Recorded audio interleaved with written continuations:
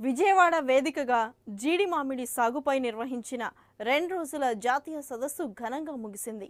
జీడి మామిడిలో విడుదలైన హైబ్రిడ్ రకాలు, నాణ్యమైన మొక్కలు, జీడి మామిడి ఉత్పాదకత పెంపుపై 22 రాష్ట్రాల నుంచి వచ్చిన ప్రతినిధులు, శాస్త్రవేత్తలు సమాలోచనలు జరిపారు.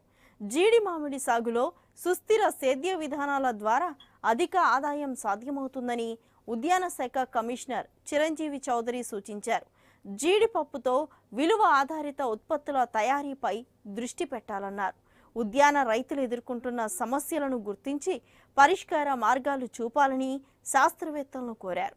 దేశంలో జీడి మామిడి సాగు విస్తీర్ణం పెంపునకు అవసరమైన చర్యలు తీసుకుంటున్నట్లు క్యాష్యూనట్ కో అభివృద్ధి డైరెక్టరేట్ సంచాలకులు పేర్కొన్నారు. జాతీయ స్థాయిలో ఉత్తమ ప్రతిభ కనబర్చిన ఉత్తమ రైతులకు పురస్కారాలు ప్రదానం చేశారు. రాష్ట్రంలోని జీడి మామిడి రైతుల ఆదాయం పెంపు, ఎగుమతులు, నాణ్యతను మెరుగుపరచటమే ధ్యేయంగా నిర్వహించిన జాతీయ సెమినార్ అట్టహాసంగా ముగిసింది.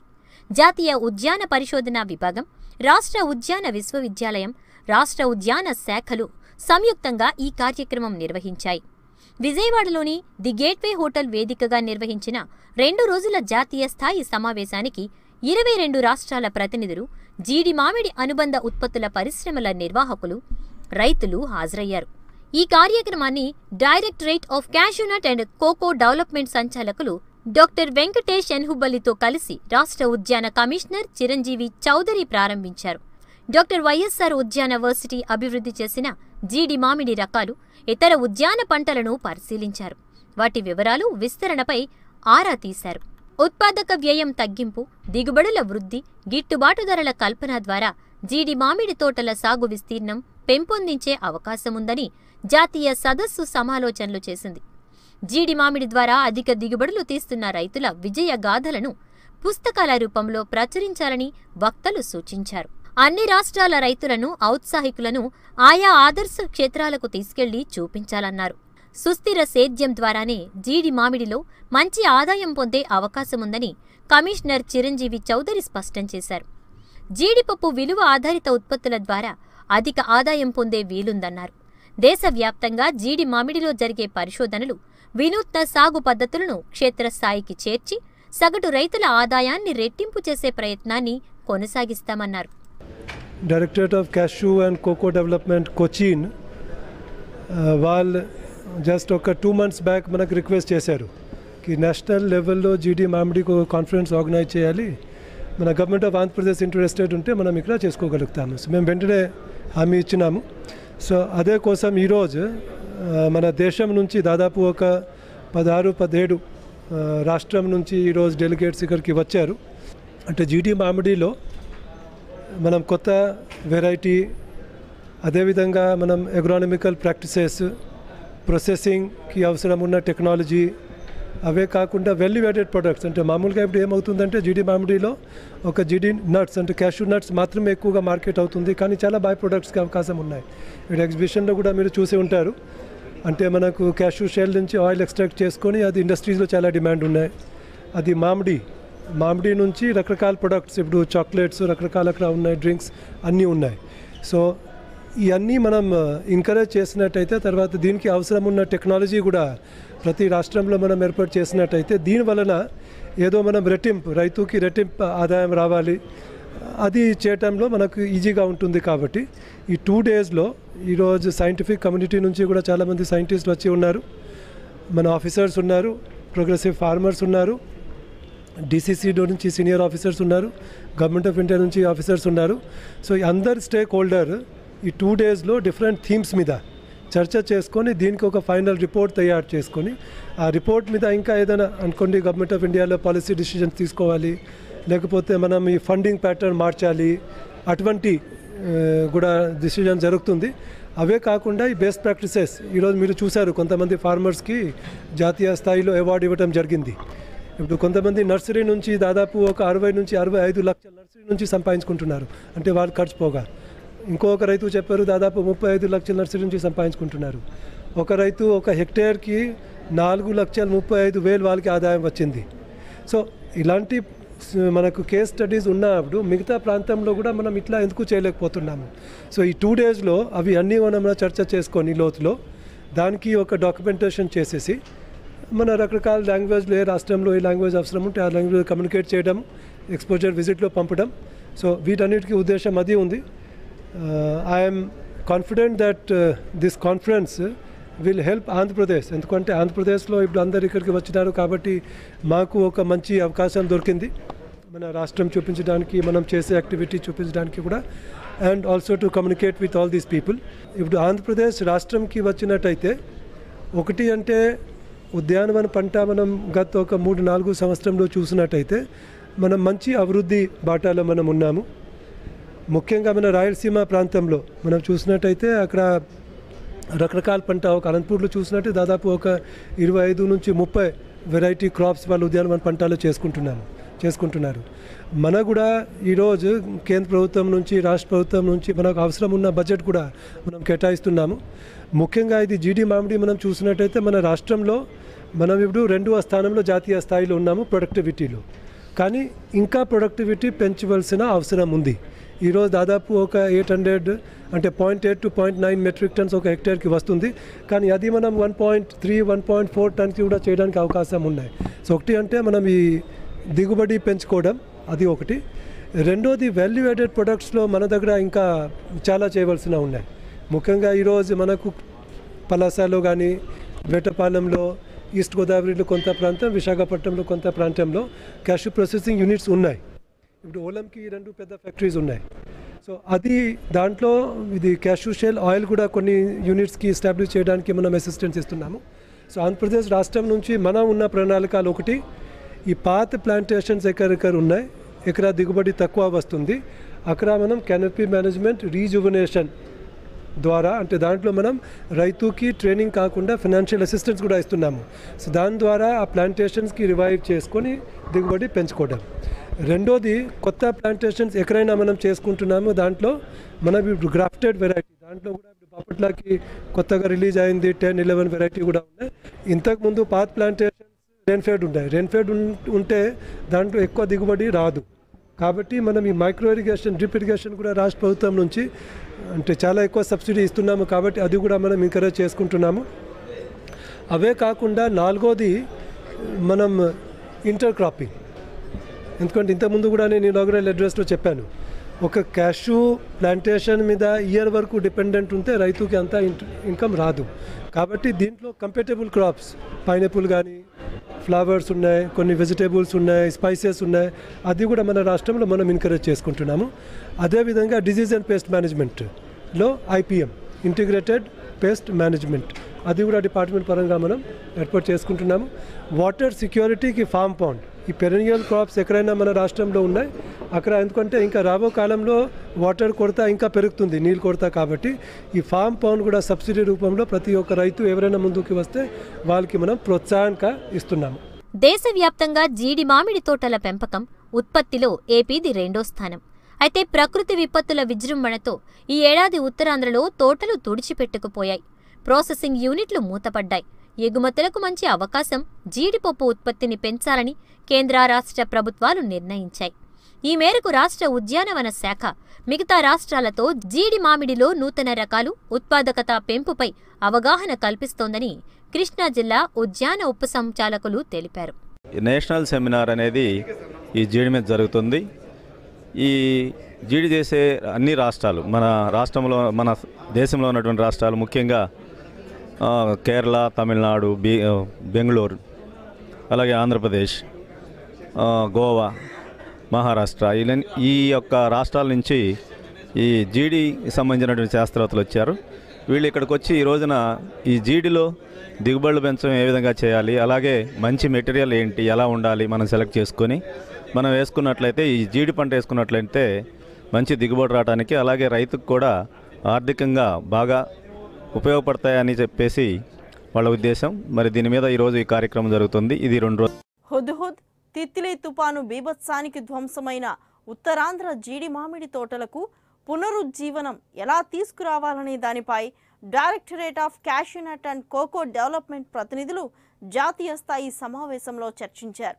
ఆంధ్రప్రదేశ్ రాష్ట్రంలో జీడి మామిడి తోటల విస్తరణకు తీసుకోవాల్సిన చర్యలపై సమాలోచనలు జరిపారు. దేశవ్యాప్తంగా జీడి మామిడిలో జరిగే పరిశోధనలు, ఆధునిక పద్ధతుల విస్తరణపై చర్చించారు. మొత్తంగా రైతుల ఆదాయాన్ని రెట్టింపు చేసేలా బోర్డు కార్యాచరణ ఉండాలని తీర్మానించారు. ఉన్నతాధికారుల సూచనలతో ఏకీభవించిన రైతులు జీడి మామిడి తోటల సాగుకు సుముఖత చూపడం ముదావహం. జీడిపప్పుతో పాటు పైనుండే పువ్వులోనూ విటమిన్స్ ఉందని ఉద్యాన శాస్త్రవేత్తలు నిర్ధారించారు. ఇకపై జీడి మామిడి పిక్కలతో పాటు పువ్వులతోనూ ఉప ఉత్పత్తులు తయారు చేయవచ్చని శాస్త్రవేత్తలు సూచించారు. జీడిపప్పుతో జ్యూస్, బిస్కెట్లు, జామ్, చాక్లెట్లను ఎలా తయారు చేయాలో వివరించారు. జాతీయ జీడి మామిడి పరిశోధనా సంస్థ అభివృద్ధి చేసిన BPP-1, BPP-2, BPP-8, BPP-9 సహా అనేక కొత్త హైబ్రిడ్ విత్తనాలను, తినుబండారాలను ఇక్కడ ప్రదర్శించారు. జీడి మామిడి తోటల ద్వారా ఎలా నికరాదాయాన్ని పొందవచ్చో రైతులకు వివరించారు. ఉన్నతాధికారుల సూచన మేరకు జీడి మామిడి తోటలు పెట్టేందుకు కృష్ణా జిల్లా ఉద్యాన రైతులు సానుకూలత వ్యక్తం చేశారు. నేను ఇక్కడ ఈ సదస్సుకు అటెండ్ అవ్వడం వలన నాకు తెలిసింది ఏంటంటే, క్యాష్యూ నట్ అనేది బాగా డిమాండ్ ఉన్న క్రాపు.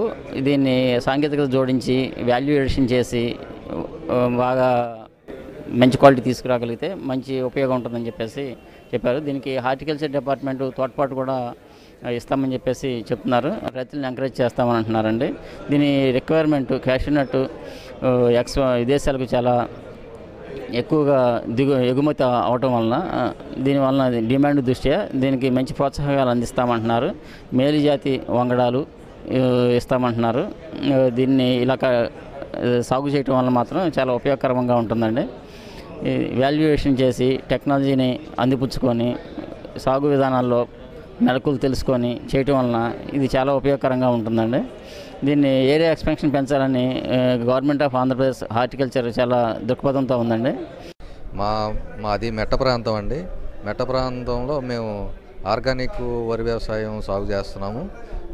మాకు ఇక్కడ వచ్చిన మీటింగు సందర్భంగా వాళ్ళు శాస్త్రవేత్తలు, ఇక్కడ ఉన్న కమిషనర్లు వీళ్ళంతా సూచనలు సలహాల ప్రకారం ఒక సాంకేతికపరంగా ఇక్కడ క్యాష్యూ నట్ కనుక తక్కువ కాలంలో మాకు వచ్చే క్యాష్యూ నట్ జీడి మామిడి కనుక మాకు ఇవ్వగలిగితే మేము తక్కువ నీటితో వాటిని పండించుకోవడానికి మేము సన్నద్ధం అవుతామండి. వాళ్ళు చెప్పిన విధానాలు మాకు నచ్చినాయి. ఇంకా మంచి మంచి సాంకేతిక నైపుణ్యంతో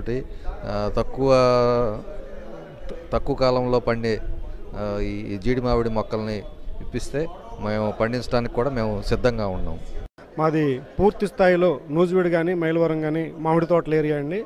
గత 10 సంవత్సరాలుగా వాటర్ లెవెల్ తక్కువ ఉందని చెప్పి, వాటర్ సరిగా లేదని చెప్పి మామిడి తోటలు నరికేయడం జరిగింది. ఇప్పుడు రైతులంతా కూడా ఏ క్రాప్ అయితే బాగుంటుంది, ఎటు వెళ్ళాలనే ఆలోచనలో ఉన్నారు. ఇప్పుడు ఇక్కడ నేను నేషనల్ కాన్ఫరెన్స్ క్యాజు దానికి హోటల్ గేట్వేలో దానికి నేను అటెండ్ అవ్వడం జరిగింది. ఇక్కడ ఇచ్చిన తక్కువ నీటితో మనకి ఈ జీడి మామిడి పండించడానికి అవకాశం ఉంది. దీని మీద మంచి దిగుబడులు వస్తున్నాయని చెప్పి ఇక్కడికి వచ్చిన శాస్త్రవేత్తలు కానీ, కమిషనర్ ఆఫ్ హార్టికల్చర్ వారు కానీ, ఇక్కడికి వచ్చిన రైతులు కానీ చెప్పారు. వాళ్ళు చెప్పిన దాని ప్రకారం చాలా మంచి దిగుబడి వచ్చి రైతులు బాగా లాభం పొందడానికి మామిడి తోటతో పోలిస్తే జీడి మామిడి చాలా ఎక్కువ అవకాశం ఉంది.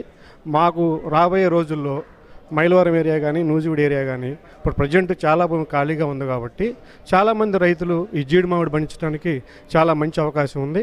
అలానే దీనికి సంబంధించిన ప్రాసెసింగ్ ప్లాంట్ కానీ, ఇంకేదైనా టెక్నికల్ సలహాలు కానీ గవర్నమెంట్ నుంచి మాకు అందజేస్తే కొన్ని వేల ఎకరాలు నూజివీడు, మైలవరం ఏరియాల్లో ఇది విస్తరిస్తుందని చెప్పి నేను చెబుతున్నాను సార్. పొరుగు రాష్ట్రాలతో పోల్చితే ఏపీలో జీడి మామిడి దిగుబడి తక్కువగా ఉందని ఆదర్శ ఉద్యాన రైతు పురుషోత్తమరావు అన్నారు. ఉత్పాదకత పెంపుపై శాస్త్రవేత్తలు దృష్టి పెట్టాలని విజ్ఞప్తి చేశారు. ఈరోజు ఇక్కడ విజయవాడలో జరుగుతున్నటువంటి దేశ స్థాయిలో జరుగుతున్నటువంటి జీడిపప్పు దాని మీద రావడం జరిగింది. ఈ ప్రోగ్రాంకి నేను రావడానికి ముఖ్య కారణం ఏంటంటే, గత 2-3 సంవత్సరాలుగా మనకి వస్తున్నటువంటి తుఫాన్ల వల్ల ఉద్దుత్ తుఫాన్ అయితేనేమి, తిత్లీ తుఫాన్ అయితేనేమి, దీనివల్ల మనం జీడి మామిడి తోటను చాలా వరకు నష్టపోవడం జరిగింది. దీన్ని మళ్ళా ఈ స్థాయిలో జీడి ఉత్పాదన జరగాలి అంటే కొత్త ఏరియాలను పెంచుకోవాల్సిన అవసరం ఎంతైనా ఉంది. కాబట్టి ఆంధ్రప్రదేశ్ రాష్ట్రంలో ఆ దిశగా నేను ఒక రైతుగా ఆర్గానిక్ ఫార్మింగ్ మీద చేస్తున్న యాక్టివిటీస్లో భాగంగా ఇది కూడా రైతులని జీడి మామిడి తోట వైపు ప్రోత్సాహం చేయాలనే ఉద్దేశంతో ఈరోజు ఈ మీటింగ్కి రావడం జరిగింది.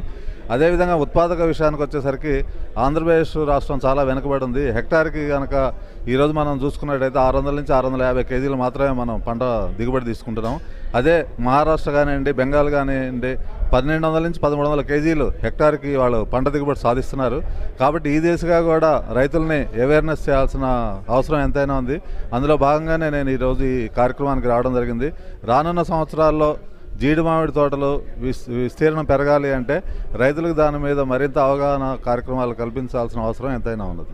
రాష్ట్రంలో 50 ఏళ్లుగా జీడి మామిడి తోటలు సాగులో ఉన్నాయి. ఇజ్రాయెల్ సాంకేతిక పరిజ్ఞానంతో ఆయా చెట్ల మాడు, కొమ్మలను తొలగించి పునర్జీవనం తీసుకురానున్నట్లు ఉద్యాన శాస్త్రవేత్తలు తెలిపారు.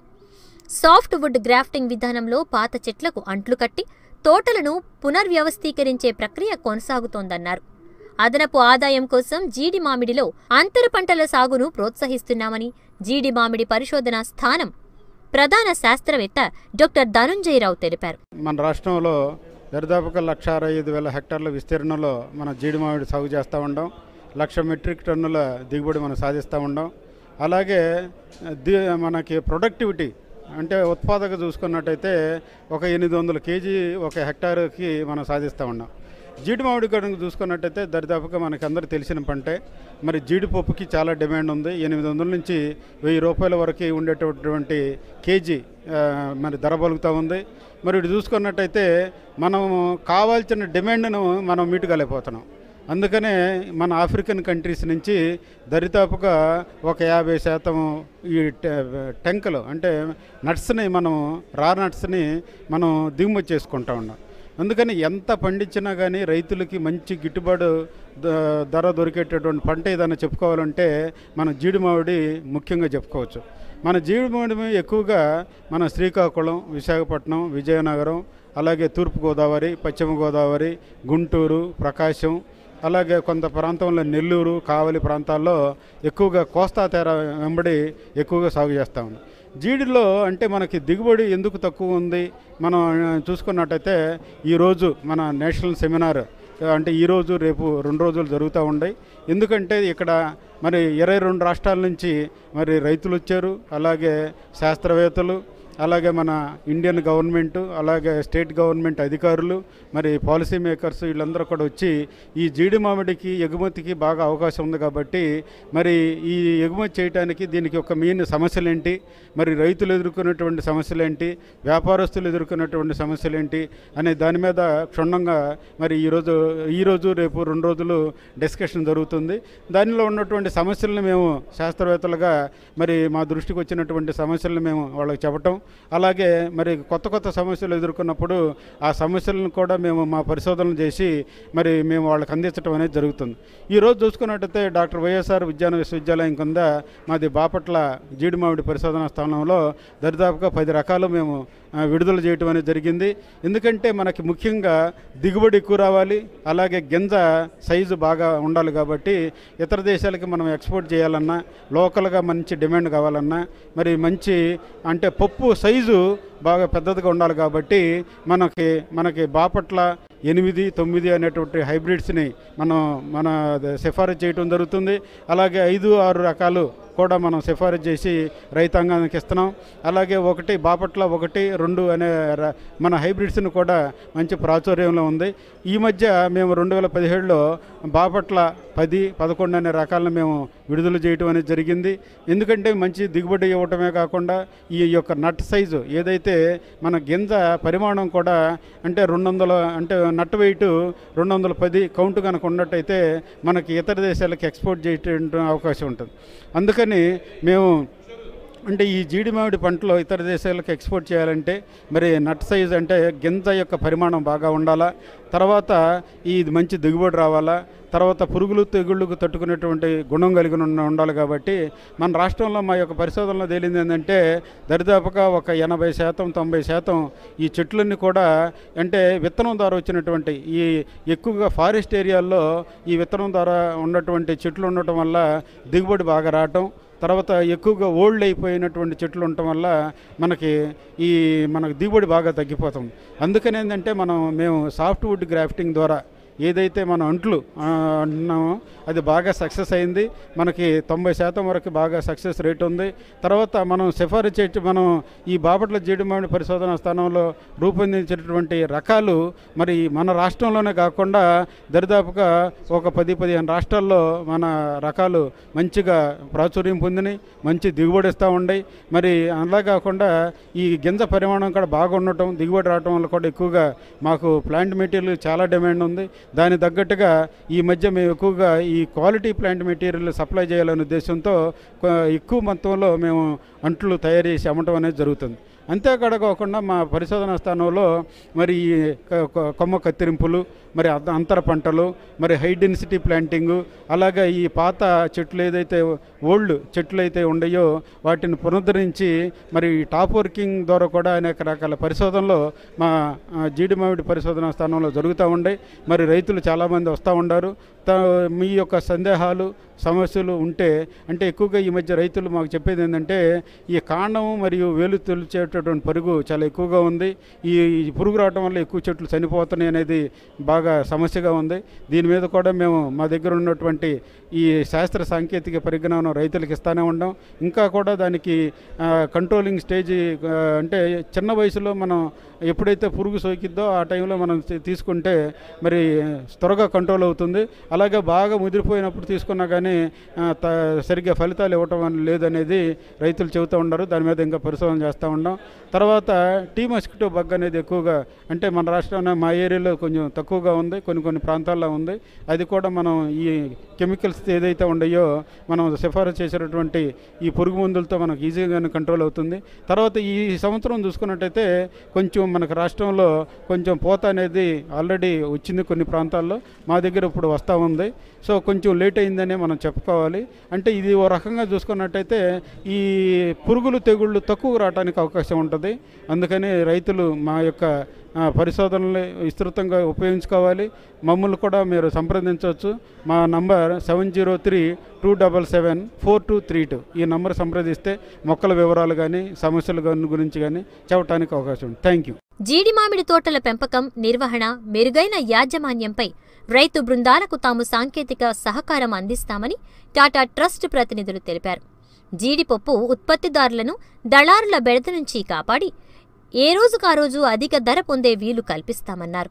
టాటా ట్రస్ట్ ఏంటంటే గవర్నమెంట్ ఆఫ్ ఆంధ్రప్రదేశ్తో ఎంఓయూ చేసుకున్నారు. సో గవర్నమెంట్ ఆఫ్ ఆంధ్రప్రదేశ్తో మనము రూరల్ ప్రాస్పెరిటీ మిషన్ అనే ఒక ఇనిషియేటివ్, అంటే 10,000 ఫార్మ్ ఇన్కమ్ ప్రతి హౌస్ హోల్డ్ కూడా 10,000 సంపాదించాలనేది, జీవనాధారం మీద ఉండాలని చెప్పేసి ఇనిషియేటివ్ అది. సో ఇందులో భాగంగా మేజర్గా మేము పనిచేసే జిల్లాలంటే 4 జిల్లాల్లో జీడి మామిడికి అధికంగా ఉండడం వల్ల 16 ఎఫ్పిఓలు 37,000 నుంచి 50,000 మంది ఫార్మర్స్ రైతులు దీని మీద జీవనాధారం మీద ఆధారపడి ఉన్నారు. ఈ మేజర్గా ఏంటంటే జీడి మామిడిలో ప్రొడక్షన్ అనేది తక్కువ ఉంది. ఇక్కడ ప్రొడక్షన్ అంటే ఒక చెట్టుకి కూడా ఈల్డింగ్ అనేది చాలా తక్కువ ఉంది. అంటే ఇక్కడ మనకు ఒక చెట్టులో 50 కేజీలు వస్తున్నాయి, ఒక చెట్టులో 4 కేజీలు వస్తున్నాయి. ప్యాకేజ్ ఆఫ్ ప్రాక్టీసెస్ ఏంటంటే మనకు మల్చింగ్, ప్రూనింగ్, స్ప్రేయింగ్ ఇలాంటి యాక్టివిటీ చేయడం వల్ల ఏంటంటే రైతుకు దిగుబడి పెరుగుతుంది. దాంతోపాటు మార్కెటింగ్ ఏంటంటే రైతులకు ఇన్ఫర్మేషన్ అనేది చాలా ముఖ్యంగా వెళ్ళాలి. ఈ 1 కేజీ ఆర్సీని ఎంత ధరకు వెళ్తున్నది అనేది తెలియకపోవడం వల్ల ఏంటంటే చాలా తక్కువ రేటుకి అమ్ముతూ ఉన్నారు. అంటే ఇప్పుడు 130 నుంచి 170 రూపీస్ వరకు కూడా జీడి మామిడి ధర అనేది ఉంది.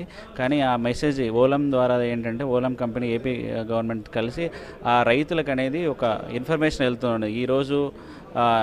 ఈరోజు ఆర్సీఎన్ ప్రైజు ఈ జిల్లాలో ఇంత 130 or 140 or 150 ఆ ఇన్ఫర్మేషన్ వెళ్ళడం అంటే రైతులు అంతకంటే తక్కువ ధరకు అమ్మకుండా ఎక్కువ నెగోషియేషన్ చేస్తూ ఉన్నారు, ఎక్కువ ధరకు అమ్మగలుగుతున్నారు. దీనివల్ల ఏంటంటే రైతుకు ఆదాయం